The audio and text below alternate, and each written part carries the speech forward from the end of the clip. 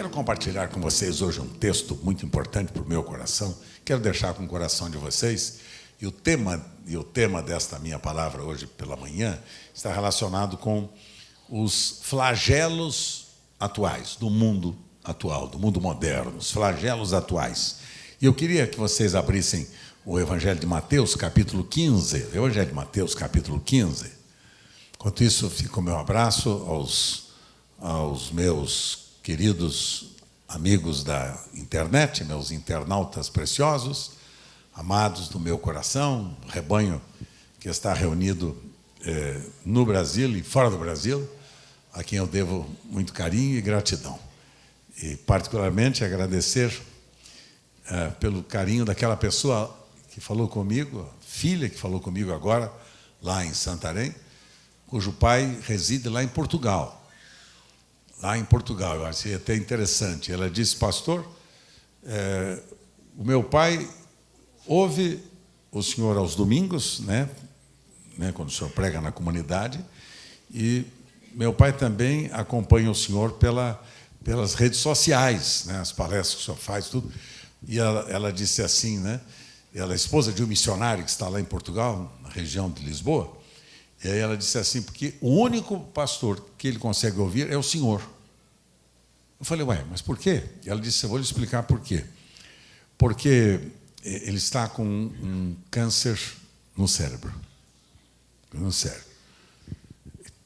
E ele não consegue se locomover e tudo mais. Ele disse que o único pastor que ele consegue ouvir é o senhor, porque o senhor não fere os ouvidos dele. O senhor não grita desesperadamente, como alguns pastores que pensam que para pregar o evangelho tem que gritar desesperado até ficar rouco.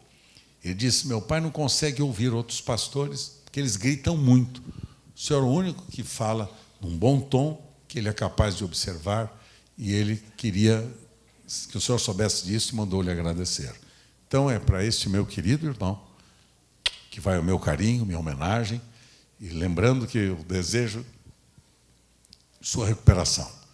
E desejo que o senhor seja transformado em instrumento para servir a Deus ainda nos anos da sua vida. Estou orando e abençoando você, meu irmãozão querido, e toda a sua família. Grato pelo carinho e amor que você demonstra para comigo. O senhor começou boa obra na sua vida, ele vai aperfeiçoá-la. Amém? Evangelho de Mateus, capítulo 15, verso de número 29. Partindo Jesus dali, Jesus foi para junto do mar da Galileia e, subindo ao monte, assentou-se ali. E vieram a ele muitas multidões, trazendo consigo coxos, aleijados, cegos, mudos e outros muitos. E os largaram aos pés de Jesus, e ele, Jesus, os curou. De modo que o povo se maravilhou ao ver que os mudos falavam, os aleijados recobravam saúde, os coxos andavam e os cegos viam. Então glorificaram ao Deus de Israel. Vamos repetir juntos a última frase? Então glorificaram ao Deus de Israel. Espírito Santo, eu peço que tu me ajudes a compartilhar as verdades da tua palavra neste tempo que vou estar junto com os teus filhos. Que tu me des lucidez, clareza, exatidão naquilo que precisa ser hoje exaltado entre nós pelo poder da tua palavra, e que saíamos todos aqui hoje, Senhor, desafiados para o cumprimento da grande vocação para a qual tu nos tens criado. Aceita a minha súplica, Senhor, em favor de todo este rebanho, suas famílias aqui representadas, que a tua boa mão esteja sobre eles, guardando-os, preservando-os, íntegros para ti. É no nome do teu Filho Jesus que eu oro agradecido. Amém. Amém, queridos? Então, meus amados, estava querendo deixar no coração de vocês um tema exatamente que tem trazido à minha alma muita inquietude, por vezes uma mistura assim de preocupação e também muita tristeza. Tristeza por ver o mundo ao nosso redor como está vivendo. Lembra-se que eu falei com vocês semana passada sobre a realidade do mundo pós-moderno, as reações, as atitudes deste mundo pós-moderno, em que os conceitos todos da vida humana têm sido mudados, têm sido relativos em termos de verdades, têm sido questionadores em termos de tradições, que naturalmente nós temos recebido e herdado dos nossos pais. Temos vivido um momento na história da nossa sociedade de mudanças e mudanças radicais. Se você dissesse, mas são mudanças para melhor, né, a gente ficaria até satisfeito, né, porque se pensássemos na evolução científica, né, na evolução da ciência, eu acho que, puxa vida, nós estaríamos muito gratos e felizes e participando dessa evolução. Mas quando a gente pensa no ser humano dos nossos dias, vivendo uma involução, um retrocesso, e absolutamente em função de uma sociedade que faz de tudo para negar a Deus. Tudo para negar a Deus. Todo possível para dizer, em verdade, que Deus não existe. O que eu falei com vocês na semana passada, exatamente, está relacionado com esta declaração. É uma geração que não conhece a Deus e que, portanto, não respeita o seu semelhante. Lembra-se que tenho falado isso muito com vocês aqui ultimamente. E aquele texto de Jeremias, no capítulo 2, verso 13, que declara o seguinte, né, o meu povo cometeu 2 crimes. Veja, não era o povo, não era o ímpio, não eram os gentios, não eram os pagãos. Diz aqui o Senhor, através de Jeremias, o profeta de Deus, o meu povo é que cometeu 2 crimes. Meu povo, Deus falando do povo dele, daqueles que haviam naturalmente recebido a incumbência de serem os portadores dos oráculos santos de Deus, que tinham a responsabilidade de serem fiéis às verdades que Deus havia deixado para o seu povo proclamar, abençoando as nações. Quando eles foram criados, e é bom vocês lembrarem disso, quando o ser humano foi criado, Gênesis capítulo 1, verso 26 em diante, diz que ele foi criado com 4 responsabilidades: frutificai, multiplicai, enchei a terra e governai-a. Então, por quê? Deus está dizendo, eu quero que este homem e esta mulher que eu estou acabando de criar, eles sejam instrumentos frutíferos entre as nações, que eles multipliquem-se entre as nações, que eles encham esta terra que eu criei para eles, e que eles aprendam a governar esta terra. Então, Deus está ensinando, entre outras verdades, que o ser humano é um ser político. Ser político, no bom sentido, que política é arte de administrar os bens de Deus à nossa disposição, os talentos que Deus dá para o ser humano. É a arte de cuidar bem, né, das pessoas, o polis quer dizer a cidade, a arte de administrar uma cidade, a arte de cuidar bem de uma sociedade, a arte de abençoar uma sociedade. Esta é a nossa função como seres humanos. Agora, quando Deus nos convoca para esta responsabilidade, Ele diz assim, eu quero que vocês cumpram com o meu propósito e abençoem esta terra. Agora, Deus está dizendo, o meu povo, esta herança minha, esta gente que eu confiei neles, gente do meu coração, gente que eu separei para mim, né, o povo de Israel, os judeus, esta gente querida minha, esta gente preciosa minha, gente que eu tenho no meu coração em alta consideração e estima, né, um povo de um só Deus, né, um povo monoteísta, não um politeísta que adora vários deuses, mas um povo que tem o único Deus como Senhor da sua vida. E aqui diz o Senhor, eu tenho uma tristeza, porque este povo cometeu 2 crimes. Lá o verso 13 do capítulo 2 de Jeremias. Primeiro, eles me abandonaram. Puxa vida, aí é fatal, não, pessoal? Triste, não, Marcelo? Eles me abandonaram. Segundo, a mim, fonte de água viva, e cavaram as suas próprias cisternas, seus próprios poços, cisternas rachadas que não retêm água. Então, eles me abandonaram, fonte de água viva. Cavaram para si cisternas, poços rachados, que não retêm a água. Poços que estão vazando, poços que estão desperdiçando líquido tão importante como a água para o sustento do ser humano.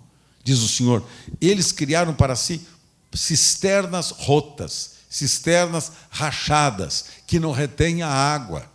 Então eu fico pensando que tristeza nessa nossa geração a gente saber que nós estamos diante de uma geração que realmente abandonou a Deus, que não crê em Deus, que não respeita seu semelhante porque ela não crê que Deus existe, que não tem nenhum problema de tirar a vida de uma pessoa se ela acredita que esta pessoa é impedimento para que ela alcance os seus objetivos pessoais e egoístas.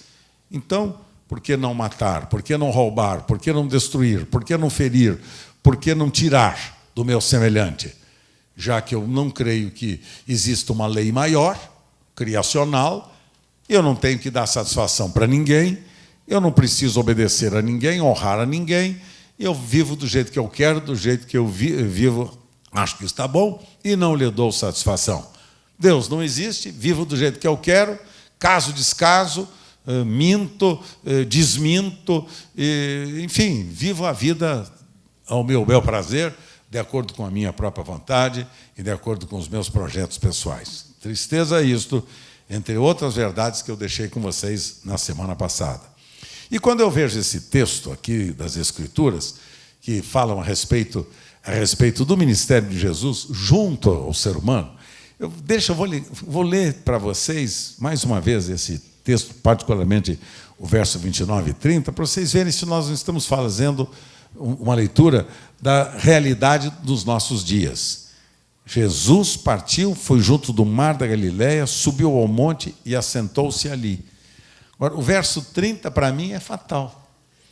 Vieram a Jesus, muitas multidões, trazendo consigo coxos. Quem trazia as multidões? Quem trazia as multidões? Quem trazia? Aí vieram quem? Os parentes dessas pessoas, os familiares das pessoas, os amigos destas pessoas. Que tipo de pessoas? Olha lá, os coxos, aleijados, cegos, mudos e outros muitos, e os largaram aos pés de Jesus. Então, preste bem atenção. 4 flagelos naqueles dias que foram levados aos pés de Jesus. 4 tipos de circunstância que leva a sofrimento, que leva a... Chegou atrasado, cara. Obrigado. Obrigado. Mesmo assim, vocês me ajudaram. Obrigado. Esses 4 flagelos tratam exatamente da realidade dos dias em que nós vivemos. E a semelhança é exata dos problemas que estão diante de nós. Quando nós trazemos este texto no conceito dos nossos dias, nós encontramos os mesmos problemas. Efésios, no capítulo de número 2, Efésios, Novo Testamento, quando o apóstolo São Paulo está falando com os cristãos de Éfeso, Efésios, no capítulo 2, o apóstolo São Paulo diz o seguinte, capítulo 2, versos 1 e 3. Ele diz assim, Ele, Jesus, vos deu vida, quando? Estando vós mortos nos vossos delitos e pecados, nos quais andastes outrora, segundo o curso deste mundo, segundo o príncipe da potestade do ar, do espírito que agora atua nos filhos da desobediência, entre os quais também todos nós também andamos, outrora, segundo as inclinações da nossa carne, fazendo a vontade da carne, dos pensamentos, e éramos, por natureza, filhos da ira, como também os demais. Então, o apóstolo São Paulo está lembrando, nesta introdução da carta que ele estava escrevendo aos cristãos de Éfeso, exatamente as circunstâncias que o ser humano vive quando ele só tem a vida física, a bios, que tem vida, que tem existência. Porque a vida espiritual,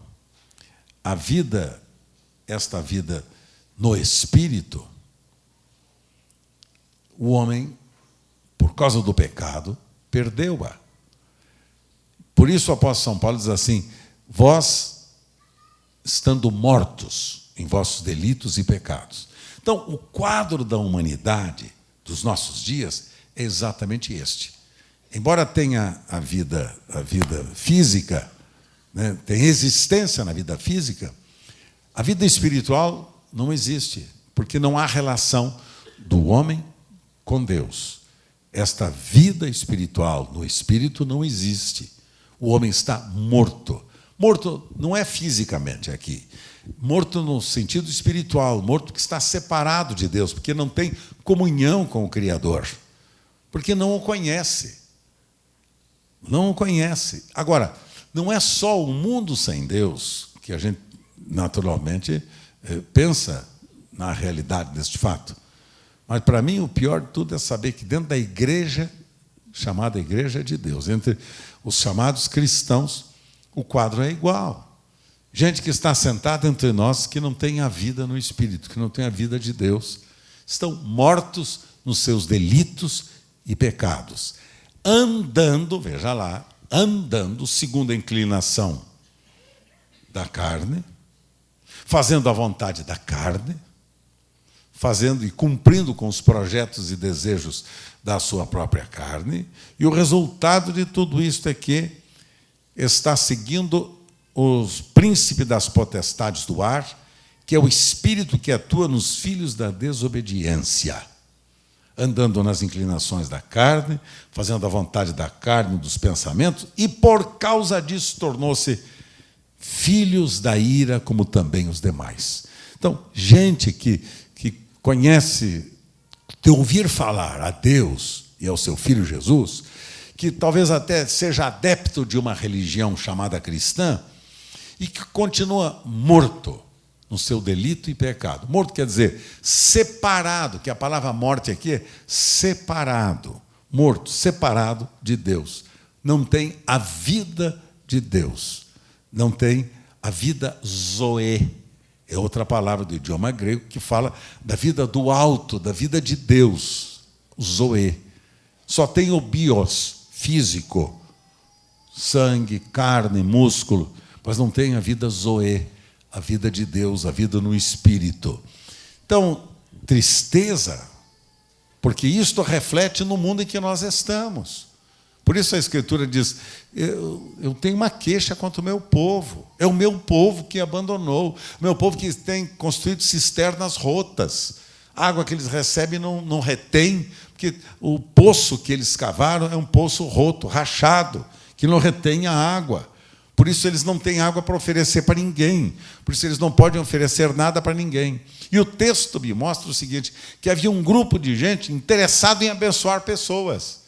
Interessado em cuidar das pessoas. É o grupo que sai agora para levar a Jesus e lançar aos pés de Jesus 4 tipos de flagelados. Vamos, está ali no quadro. Qual é mesmo? Primeiro, coxos, cegos, mudos e aleijados. Outra vez?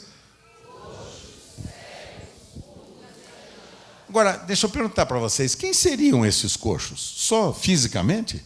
Coxo? Os coxos são aqueles que têm em seu corpo deformidades, aqueles que andam se arrastando, ou então que não conseguem andar. Esses são os coxos, né? Deformidades. Agora, estamos tratando aqui das deformidades no caráter, heranças atávicas, genéticas, heranças terríveis da violência, da maldade, uma vida dos pais pecaminosa que gerou filhos condenados, né, a viverem como escravos do pecado. Heranças morais, desajustes psíquicos e emocionais. Desajustes psíquicos e emocionais. Gente deformada, que frequenta as reuniões, que participa das atividades religiosas e estão separados de Deus. Quando eu comecei a planejar, a preparar esse material para compartilhar com vocês, eu logo orei no meu coração para que o Senhor me ajudasse a ser intérprete com clareza do propósito que Deus tem para a minha vida e para a sua vida. Porque às vezes tem tanta gente se esforçando para ser cristão e não consegue. Ele pensa que ser cristão é aquele fulano que frequenta as reuniões todos os domingos, ou então que participa das atividades de ensino, ou então que exerce seus ministérios. Pensa que isso é ser cristão. Cristão é mais do que isso. Cristão é ser alguém sarado, no bom sentido, né? Curado, libertado, sadio. Alguém que tem saúde espiritual. Alguém que exala a vida de Cristo. Alguém que exala a vida de Deus. Alguém que exala o amor de Deus. Alguém que é apaixonado pelas pessoas pelas quais Deus é apaixonado. Por isso que o quadro deste texto aqui, para mim, é lindo. Um grupo de pessoas, e eu penso, pessoas apaixonadas por Deus, apaixonadas, né, pelo ser humano, para ver o ser humano libertado, para ver o ser humano saudável, curado, transformado. E essas pessoas saudáveis são aquelas que tomam nas suas mãos os que nos nossos dias são os verdadeiros flagelados atuais. Gente quebrada, destruída, anulada, gente com heranças e taras de todas as sortes, que não consegue viver uma vida para Deus com integralidade. Então, a depravação moral dos nossos dias é exatamente o fruto deste homem sem Deus. Veja aqui Romanos, capítulo 1, do verso 24, do livro de Romanos, verso 24, capítulo 1 de Romanos, verso 24. Dá uma olhada nesta descrição e veja se você não vai se relacionar com o mundo que nós vivemos. Romanos, capítulo 1, verso 24. Por isso Deus entregou tais homens à imundícia, pelas concupiscências de seu próprio coração, para desonrarem seu corpo entre si. Pois eles mudaram a verdade de Deus em mentira, adorando e servindo a criatura em lugar do Criador, o qual é bendito eternamente. Por causa disto, Deus os entregou às paixões infames, porque até as mulheres mudaram o modo natural das suas relações íntimas por outro contrário à natureza. Então, diz a Escritura que Deus entregou esta gente. Até as mulheres mudaram o modo natural das suas relações íntimas por outro, contrário à natureza. Semelhante aos homens, da mesma forma. Deixando o contato natural da mulher, se inflamaram mutuamente em sua sensualidade, cometendo torpeza. Homens com homens, e recebendo em si mesmos a merecida punição de seu erro. Porque Deus é categórico, Ele não criou o homem para viver esse tipo de vida assim, sabe? Não criou. Agora, isto tudo, né, há um grupo de... Inclusive, há um falso deputado que tem por aí, né? Esse falso deputado, que é um safado, falso deputado, ele diz que o importante é rasgar todas as páginas da Bíblia onde está escrito este ato esta declaração de condenação contra essas atitudes, né, levianas, imorais, que o ser humano hoje tomou como se fosse uma coisa normal. Já contei para vocês na semana passada, né? Alguns desses fatos, não vou repetir hoje. Mas, enfim, a depravação dos gentios, uma realidade. Gentios depravando-se. E eu penso, e nós, a igreja de Jesus, estamos fazendo o quê em relação a eles? Batendo palmas, aplaudindo? Deixa eu dizer, a nossa função não é condenar ninguém. Nós não temos nenhuma autoridade para condenar quem quer que seja. Mas nós temos autoridade clara para falar toda a verdade em amor. sem condenar ninguém, aceitando a todas as pessoas com muito amor, com muito carinho, né, com um ato de gentileza e de bondade. Essa é a nossa função. Jesus, vocês lembram como ela agiu com a mulher adúltera e pecadora? Vocês estão lembrados? Como é que ela agiu com os desonestos dos seus dias? Sempre com o mesmo espírito de amor e de paciência, sem condenação. Lembra com a mulher adúltera? Mulher, onde estão os homens que te acusam? Eles não te condenaram? Se eles não condenaram você, que disse Jesus? Nem eu também te condeno. Nem eu te condeno. Jesus não veio para condenar, mas ele veio para buscar e salvar todo o que se havia perdido. Então é isso. Então eu vejo este grupo de pessoas que leva esta classe de flagelados aos pés de Jesus. Era um grupo de pessoas que tinha consciência da sua responsabilidade de levar gente deformada, necessitada, aos pés de Jesus para receberem cura e libertação. Coxos, os que têm deformidades. Cegos, são aqueles que não enxergam. Não é só que não tem o globo ocular, não tem a visão clara. Não. Cego é aquele que não quer enxergar. São os desprovidos da capacidade de enxergar. Diz o apóstolo São Paulo em 2 Coríntios, capítulo 4, verso 4, que o Deus desse século cegou os entendimentos dos incrédulos. São aqueles que não enxergam. Então, Jesus falava por parábolas, né, com as pessoas, por quê?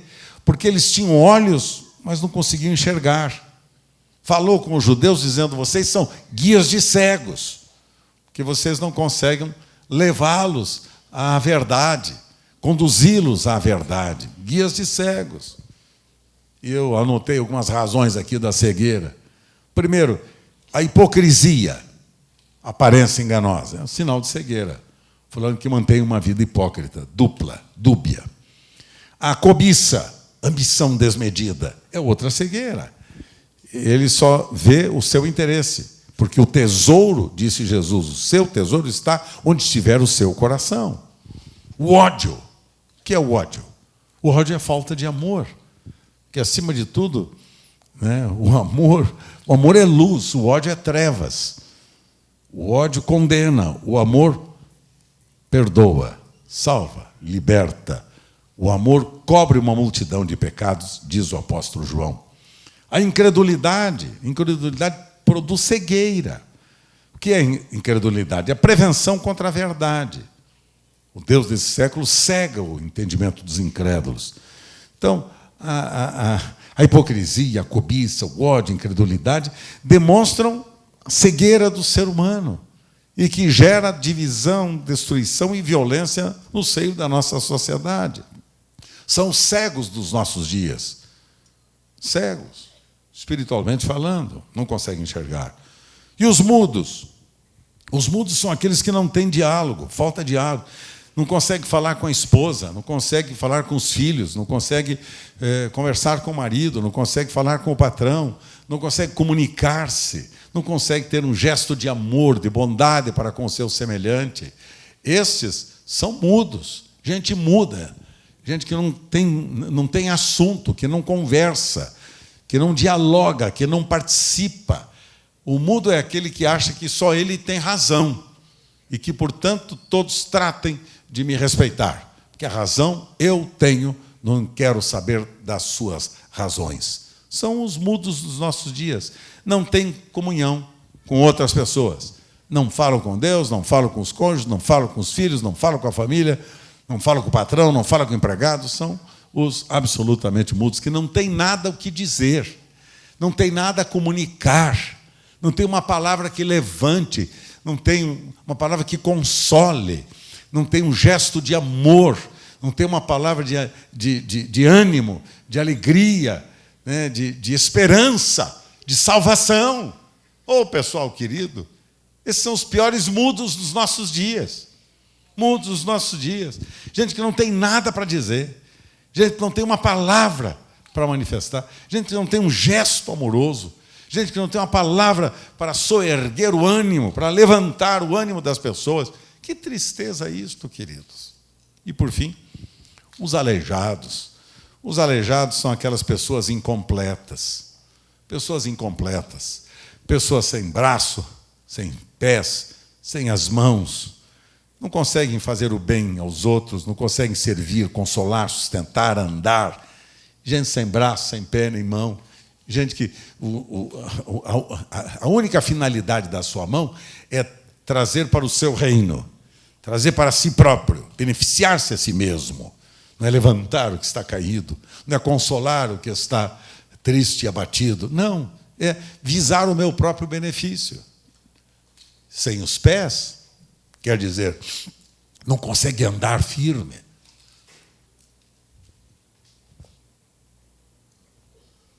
Vai espirrar, não, carinha. Não consegue andar firme. Não tem direção, sem os pés.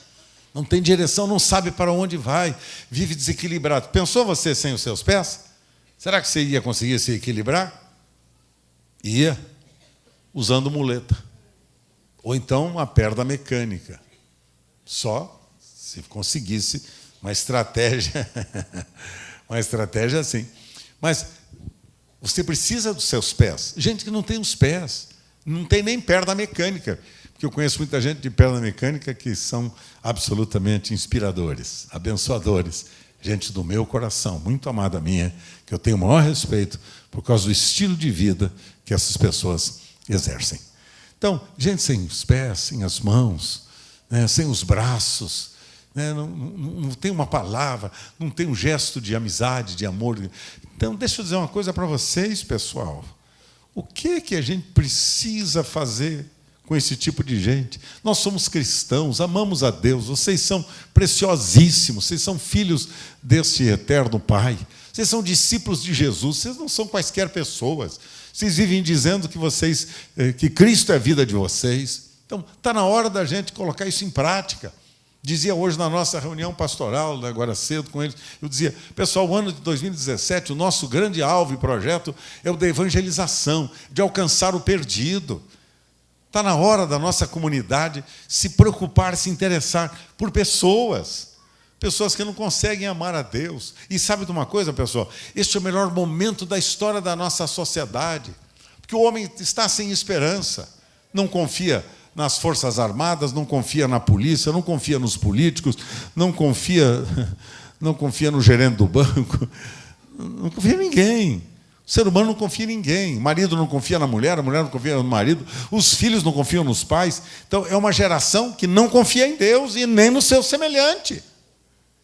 Então, chegou a hora da gente lançar esperança, pessoal, neste mundo que não tem nenhuma. Chegou o momento de nós expressarmos a graça de Deus que opera na nossa vida para levarmos estas pessoas a Cristo. Que grande oportunidade Deus está nos dando. Estava agora mesmo com um grupo que trabalha lá na Itália, né, com os refugiados.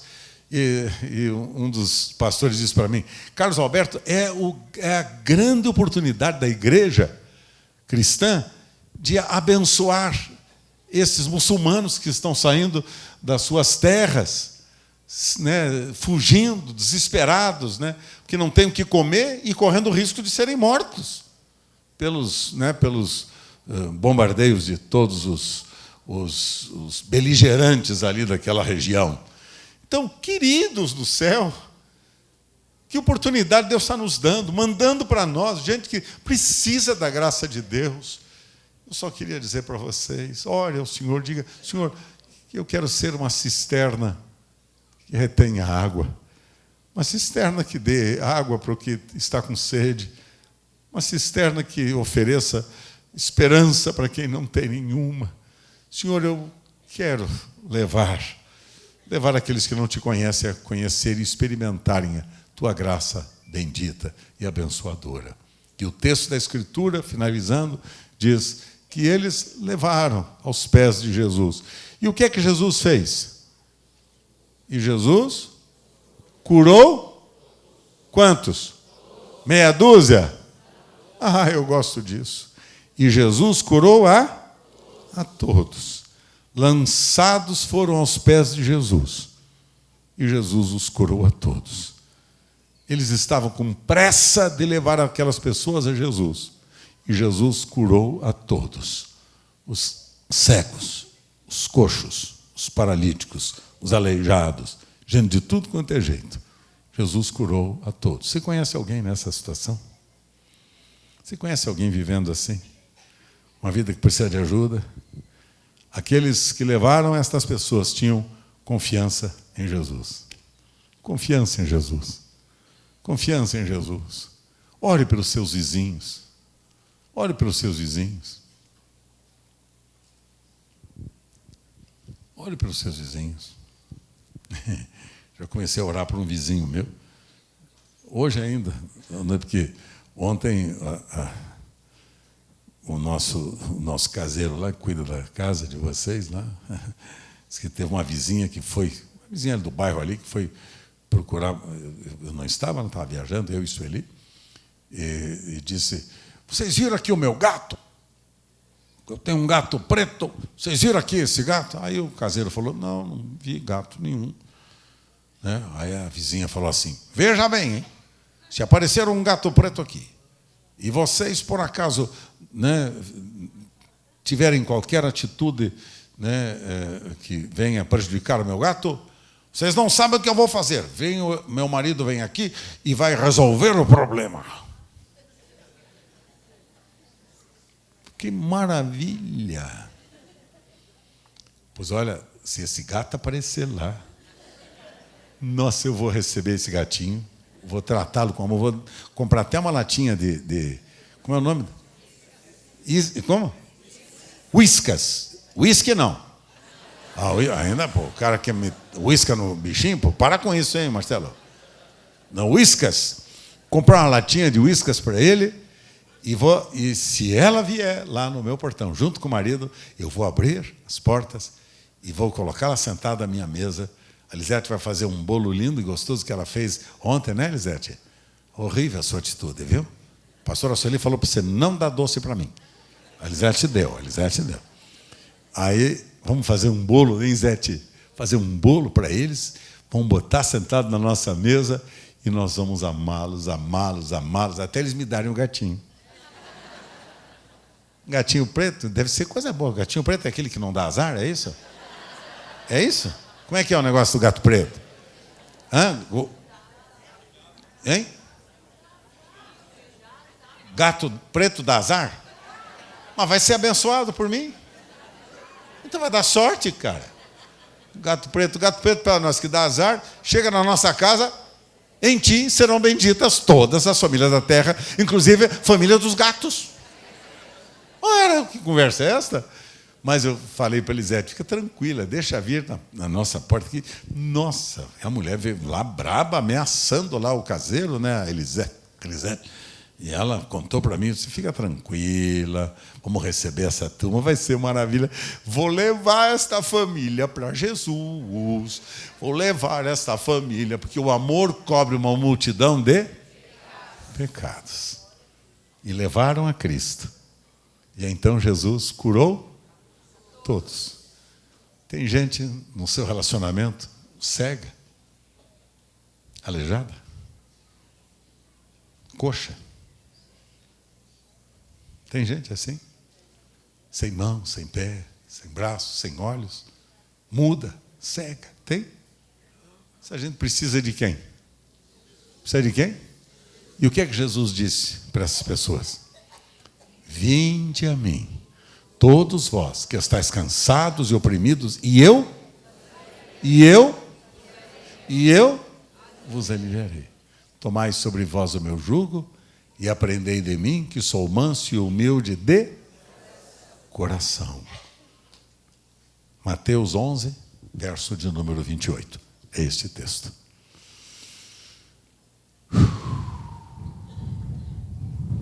Amo você. Não consigo viver sem você. Azar seu. Agora você vai ter que ir comigo para a eternidade. Ninguém mandou. Vou fazer um... Já encerrei, tá? Fica tranquilo, já encerrei. Não vou falar mais. Mas deixa eu fazer aqui uma consulta a vocês. Tem alguém aí junto com você hoje? Ou tem alguém que você gostaria de ajudá-lo a ser curado? Quem é que cura? Jesus. Domingo que vem é o dia que nós vamos tomar a ceia juntos. Ceia juntos. Deus tem colocado no meu coração uma palavra já para domingo que vem, que eu vou deixar com vocês também. Por que que você não fala deste amor de Deus para essas pessoas nesta semana? Por que que você não traze-as a Jesus para a gente abençoá-las? O que vocês acham da ideia? O que vocês acham da ideia? Sim ou não? Sim, só meia dúzia. Sim ou não? Sim. Obrigado pelo sim de vocês. Então vamos ficar em pé.